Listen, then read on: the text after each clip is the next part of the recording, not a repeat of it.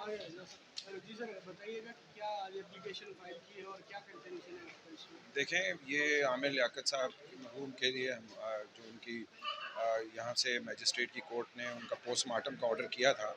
पहले उसी कोर्ट के एक मजिस्ट्रेट ने कहा कि आप बगैर पोस्टमार्टम के उन्होंने कबूल किया, बोला उसको उनको जो है ना उनको दफना दें, तो वो हमने किया। उसके बाद उनकी फ़ैमिली ने, और उनकी फ़ैमिली की मर्ज़ी भी यही थी कि जब पुलिस ने कोई डाउट नहीं किया है और पुलिस की रिपोर्ट है कि उनके जिस्म पे कोई ऐसे निशान नहीं है, और इसके अलावा ये भी था कि जो जिस रूम में वो थे वहाँ भी कोई ऐसा एविडेंस उनको नहीं मिला, तो इस वजह से फैमिली ने कहा कि चूँकि कोई पुलिस केस भी नहीं था, तो इसलिए फैमिली ने ये कहा कि लाश की बेहरमती नहीं होनी चाहिए, इसलिए उन्होंने उनको जो है ना वो दफना दिया इजाज़त के साथ। उसमें मजिस्ट्रेट की इसी कोर्ट की जिसने बाद में दूसरी दफ़ा फ़ैसला किया है, उन्होंने इजाज़त दी, हमने उनको दफना दिया, और उसमें पुलिस की रिपोर्ट भी मौजूद थी, मेडिको लीगल की भी मर्ज़ी थी, सब कुछ हो गया। उसके बाद कोई एक साहब वो गए हैं और उन्होंने उसी कोर्ट में, जो कि उसको इख्तियार ही नहीं था उस अदालत को, उस मजिस्ट्रेट को इख्तियार ही नहीं था, उसको तो जॉब पे ही नहीं रहना चाहिए। होना होना तो यही चाहिए कि अगर अदालतें इस तरह करने लगें और वो लोगों के सेंटिमेंट से खेलें, लोगों को इमोशनली जो है ना डिस्टर्ब करें, तो पूरी फैमिली जो है ना इमोशनली डिस्टर्ब है। और हम फौरी तौर पे फिर हम हाई कोर्ट गए। एक दिन बाकी रह गया था हाई कोर्ट के। बहुत हम समझते हैं कि हाई कोर्ट ने सही फ़ैसला किया, उन्होंने इसको स्टे कराया। और कोर्ट की ऑब्जर्वेशन थी शुरू में कि ये जो दोनों सेक्शंस अप्लाई की गई हैं वो उसमें हो ही नहीं सकती इस तरह के केस में। फिर कोर्ट ने हमें सुना, उसमें फिर हुआ ये कि वो जो उनकी थर्ड वाइफ है दानिया, उनकी मदर आ गई। उन्होंने भी अपना जो एक तरीक़ाकार किया, वो पहले वो कहती रहीं कि हमारी वजह से नहीं हुआ, हालांकि जो फैमिली है उनका ख्याल ये है कि आमिर लियाकत की अगर डेथ हुई है तो वो उनको जितना डिप्रेशन था, क्योंकि जो उनके बेडरूम से जो फ़िल्में निकली हैं और जो गई हैं वो सिवाय वाइफ के कोई और नहीं कर सकता। हालांकि वाइफ ये कहती हैं कि कोई और लोग भी हैं जिन्होंने उनको भेजा है। तो अब ये एफआईए उनको इन्वेस्टिगेट कर रही है, पुलिस उनको इन्वेस्टिगेट करेगी। और फिर आमिर के जो तीनों फ़ोन हैं वो ऑलरेडी पुलिस के पास हैं, उस दिन से जिस दिन से उनकी डेथ हुई है उसका भी फॉरेंसिक हो रहा है। तो ये सारी चीज़ें अपने प्रोसेस में हैं। वहाँ हाई कोर्ट ने हमें ये कहा कि आपको पहले सेशन कोर्ट में जाना चाहिए था, तो उन्होंने फिर हमें 10 दिन का टाइम दिया, स्टे दिया। उन्होंने कहा कि पोस्टमार्टम 10 दिन तक नहीं होगा जब तक कि ये अदालत जो है वो उसको कोई ऑर्डर नहीं कर देती। तो आज चूँकि एक दिन और बाकी है, अभी परसों परसों का दिन बाकी है, लेकिन छुट्टियाँ आ गई हैं, तो हमने आज ये केस दाखिल किया है। आज रिवीजन हमने कोर्ट में दाखिल किया है और इंशाल्लाह 1 या डेढ़ बजे उसकी हियरिंग होगी और कोर्ट की सवाबदीद पे है। हम कोर्ट को रिक्वेस्ट करेंगे, जो हमने अपने केस में बनाया है, कि उनका पोस्टमार्टम जो है ना नहीं होना चाहिए, क्योंकि उनकी फैमिली का ये कहना है कि लाश की बेहरमती होगी, और उन्होंने उनके साथ फतवे भी लगाए। और लॉ भी कहता है कि एक, और सबसे बड़ा जो हमने इस केस में चैलेंज किया है वो ये है कि एक ही कोर्ट दो दफ़ा फैसले नहीं कर सकती, कि एक मजिस्ट्रेट कहे कि आप दफना दें और दूसरा मजिस्ट्रेट कहे कि पोस्टमार्टम कर दें, और वो भी फैमिली को सुने बगैर, फैमिली को मौका दिए बगैर कि वो कोई रिटन में चीज़ें दाखिल करते। उनको ये भी नहीं वो हुआ, इतनी वो जल्दी में थे, उनसे लग रहा था कि वो फैमिली से भी ज़्यादा जल्दी में थे। और जिस किस्म के सोशल मीडिया पे प्रोपेगेंडे हो रहे हैं, चाहे वो उनकी थर्ड वाइफ की तरफ से या बाकी लोग जो कर रहे हैं, उसके लिए हम लोग बैठ के अभी सारी प्लानिंग कर रहे हैं। और हम देख रहे हैं कि हम साइबर क्राइम के जो केसेस हैं उन पे दाखिल करें। एक ऑलरेडी किया है, वो बुशरा बताएंगी, और दुआ बताएंगी। दुआ उनकी बेटी हैं, बुशरा उनकी फर्स्ट वाइफ हैं। तो आप इनसे भी बात कर लें, इनसे पूछ लें कि ये क्या कहते हैं कि उन्होंने किस तरह से आगे एफआईए में दरख्वास्त हमने दाखिल कर दी हुई है जो थर्ड वाइफ के ख़िलाफ़ और उसकी मदर। और हमने उसमें लिखा है कि ये गैंग है जिन्होंने ब्लैकमेल करने के लिए उनको ये इस तरह की जो वो थी फ़िल्में थी रिलीज़ की, फ़ोटोज़ जो उनके बेडरूम की थी, और उनको जिस हालत में किया, वो ये बताएंगी कि उनका डिप्रेशन क्या था, इन्होंने क्या महसूस किया है। तो आप इनसे पूछें। आप बात करेंगे?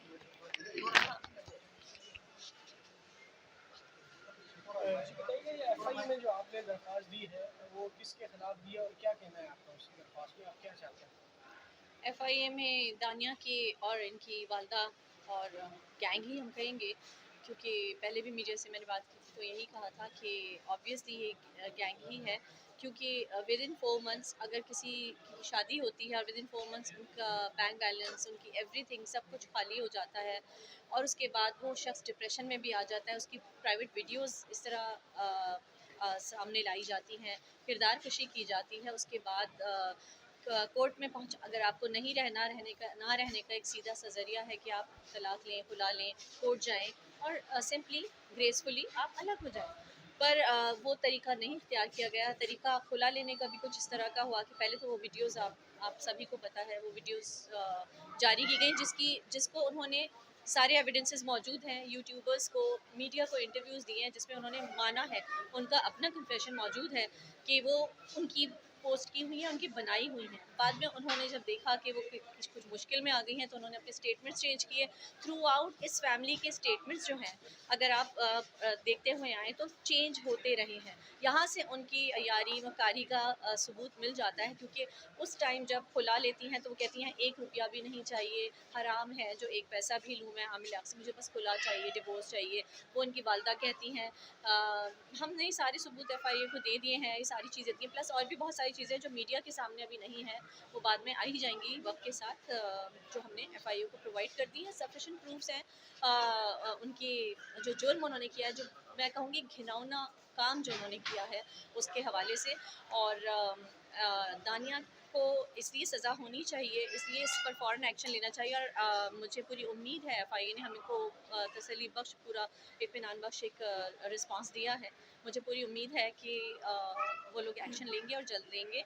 ऐसी ख़वातीन को ज़रूर सज़ा होनी चाहिए ताकि और 100 आमिर लियाकत जो है इस तरह डिप्रेशन से मरने से बच सकें।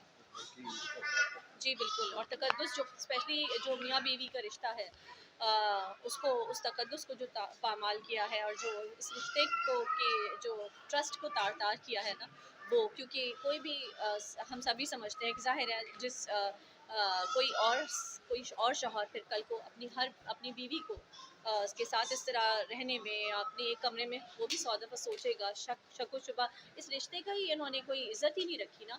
फिर उसके बाद उनके ऊपर जो इल्ज़ामात उन्होंने लगाए, वो इल्ज़ामात उन्होंने जो लगाया उसके बाद जैसे ही डेथ होती है तो वो फ़ौरन से अपना विड्रॉ कर लेती हैं केस को। हमने यहाँ से लॉयर भेजा, आमिर का लिखवाया हुआ खुद उनका जवाब उनके साइन के साथ with 2 witness, in the presence of 2 witnesses के मौजूद है। रिलीजियस ग्राउंड पे उनको खुला हो चुकी है। रिलीजियस ज़ाहिर है कि निकाह, तलाक, शादी जो है वो शरीयत है, ये पेपर्स जो है ये दुनियादारी है। तो शरण तो उनको खुला हो चुकी है। एंड शी इज़ नॉट बेवा एट ऑल। अभी अपने आप को बेवा क्लेम करती हैं। She is not Aamir Liaquat बेवा एट ऑल। जिस अगर वो जायदाद का मामला हो या कोई भी मामला हो, मैं सिर्फ पैसों की बात नहीं करती, उनको मेरे ख्याल में खुद सोचना चाहिए कि उनकी अपनी भी कोई इंसान थोड़ी सी कहीं सेल्फ रिस्पेक्ट रखता है, पर वो भी नहीं है शायद। तो वो अपने आप को क्लेम करती हैं बेवा। वो बेवा नहीं है, क्योंकि आमिर का वो सारे स्टेटमेंट्स भी सब हमने एफआईए को भी दे दिए, हमने कोर्ट्स को भी प्रोवाइड कर दी हैं। आमिर के अपने लिखे हुए हैं। आमिर ने खुद एफआईए को भी उस पर वो किया है, कॉल किया है कि कहा है कि इनके खिलाफ एक्शन लिया जाए, वो भी लिखा हुआ है उसमें। प्लस ये भी लिखा हुआ है कि मुझे कोई एतराज़ नहीं है, कोर्ट जो है वो डिग्री जारी कर दे खुला की। तो दिस इज़ टोटली खुला इन द लाइट ऑफ शरिया। हम नबी पाक सल्लल्लाहु अलैहि वसल्लम के जो एक वाक़या हज़रत साबित बिन कैस का है, उसको भी हम सामने रखते हैं। तो खुला का यही तरीका होता है, खुला हो चुकी है। प्लस ये कि ज़ाहिर है आमिर का जो उसके बाद इन सब चीज़ों के जो असरात आमिर पर होते रहे, ये वीडियो आने के बाद सभी जानते हैं कि आमिर बहुत स्ट्रांगली अपनी सारी जो भी स्टेटमेंट्स होते थे उनके साथ फाइट करते थे। वो टूटने वाले इंसान थे नहीं, वो लड़ते थे। तो इसके बाद से वो इतने टूट गए थे कि ज़ाहिर मैंने ये बताया पहले भी कि मीडिया के सामने हो, चाहे आम पब्लिक के सामने हो, वो अपने ड्राइवर उनको बताता है कि वो नहीं सफ़र करते थे अब बाय एयर। मैंने जब पूछा कि तुम साहब के साथ उस बाय रोड क्यों आते जाते, उसने कहा कि साहब नहीं फेस कर सकते थे अब पब्लिक को। वो रोते थे, वो बहुत परेशान थे कि मैं कैसे फेस कर सकूँगा। बहुत उनके और करीबी लोग हैं जिन्होंने ये बताया कि उनको अपने बच्चों तक के सामने आते हुए एक वो होती थी ऑब्वियसली। और इज़्ज़त फिर कहूँगी, इज़्ज़त औरत की नहीं होती, इज़्ज़त मर्द की भी होती है। ये इशू, ये एग्जाम्पल बनना चाहिए, दानिया का केस एक एग्जाम्पल बनना चाहिए, ताकि आगे कल अगर ये किसी औरत के साथ होता ना, तो सब खड़े हुए होते, सारी फेमिनिस्ट, सारे लिबरल सब खड़े हुए होते, पर क्योंकि मर्द के साथ हुआ तो कोई नहीं खड़ा हुआ। ये आमिर के ऑनर की बात खाली ये नहीं कि मेरे बच्चों के वो फादर थे, आमिर साहब मेरा एक ज़िंदगी का एक हिस्सा गुजरा है। ये बात एक सोशल रिस्पॉन्सिबिलिटी हम सब की, कि अगर कोई हम जब बातें करते हैं बड़ी बड़ी टीवी पे आके भी हक की बात करते हैं, और क्योंकि मुहर्रम के दिन है तो मैं खुद कहती हूँ कि मैं बीइंग अ फॉलोअर ऑफ हज़रत इमाम हुसैन रज़ी अल्लाह ताला अन्हु, मैं कहती हूँ कि मैं उनसे लेती हूँ ये सारा, जो ये मेरे मैं कह रही हूँ कि हक बात है, ठीक है कोई नहीं खड़ा होता ना हो, मैं सिर्फ इसीलिए खड़ी हुई हूँ। प्लस ये कि थोड़ा सा सोशल मीडिया पे एक नेगेटिव एक इम्पैक्ट थोड़ा बहुत एक साइड का ये भी आया कि कोई जायदाद का इशू या कुछ ऐसा है, ऐसा कुछ भी नहीं है। क्योंकि मैं तो क्लेम ही नहीं कर रही कि मैं वाइफ हूँ उनकी। हाँ हाँ बिल्कुल, वो इन्फॉर्मेशन जो मिसकंसेप्शंस जो लोगों ने बनाए हुए थे, और प्लस ये कि दानिया साहिबा थोड़ा जैसे ही हमने ये फ़ाइल किया एप्लीकेशन एफआईए में, उससे पहले तक तो उन्होंने धमकियों की कोई बात की ही नहीं थी, आज तक नहीं की थी, जब तक नहीं की थी। तो अचानक उन्होंने अगले दिन स्टोरी डाल दी इंस्टा पे, जिसको इतना वायरल कर दिया गया कि मैंने भी धमकियाँ दी थी ये जान से मारने की। तो मुझे तो हंसी आती है ऐसे इल्ज़ामात पे, और इल्ज़ामात लगाने के लिए कोर्ट्स मौजूद हैं। सोशल मीडिया जो है वो राइट फोरम नहीं है, राइट प्लेटफॉर्म नहीं है। इतने सीरियस नौयत के जब आप इल्ज़ाम लगाएं तो आप कोर्ट आएँ और आके प्रूफ पेश करें, जितने भी आपने इल्ज़ाम लगाए हम मौजूद हैं जवाब देने के लिए। जी।